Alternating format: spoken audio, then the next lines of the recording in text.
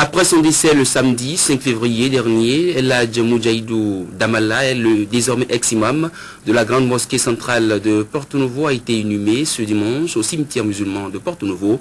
La cérémonie d'adieu aux disparus a connu la présence de plusieurs personnalités politico-sociales et religieuses.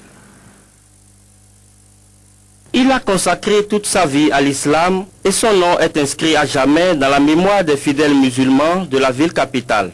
El Hadj Moudjahidou Damala, désormais ex-imam de la grande mosquée centrale de Porto Novo, décédé ce samedi, a bénéficié 24 heures après son décès des derniers hommages de parents, amis, proches et fidèles de la communauté musulmane béninoise. Tout a commencé par cette procession qui a sillonné la ville de Porto Novo avec escale à la maison familiale du défunt, à la grande mosquée centrale de Porto Novo pour des séances de prière.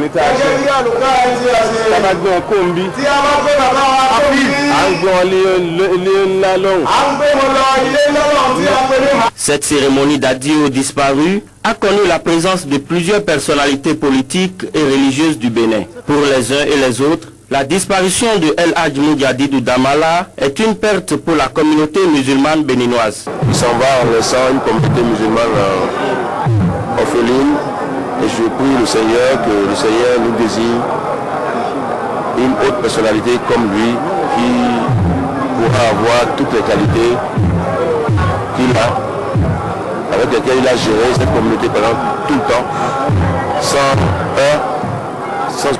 aucun problème. Celui que nous pleurons aujourd'hui est l'une des plus grandes autorités religieuses de notre pays. Et il a été de son vivant un homme suffisamment charismatique, un homme d'autorité, un homme de paix, un homme rassembleur et un homme stabilisateur de toutes les tensions, un homme de paix en gros. Et quand on a une perte comme ça, il est évident que nous ne pouvons que le pleurer.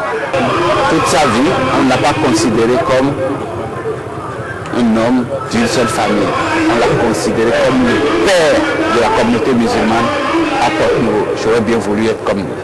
Après les différentes prières, la dépouille mortelle de El Hadj Moudjahidou Damala a été conduite au cimetière musulman de Porto Novo où il a été inhumé. Mesdames, Messieurs, cette édition va s'achever, mais avant de vous quitter, je vous rappelle qu'après le dépôt des dossiers à la Sénat, les 23 candidats en lice étaient ce matin à la Cour constitutionnelle, puis à la clinique CESO pour la visite médicale qui nous renseignera plus sur l'aptitude de tous les 23 candidats à diriger le Bénin. Bonne suite des programmes sur Canal 3 Bénin, au revoir et à demain.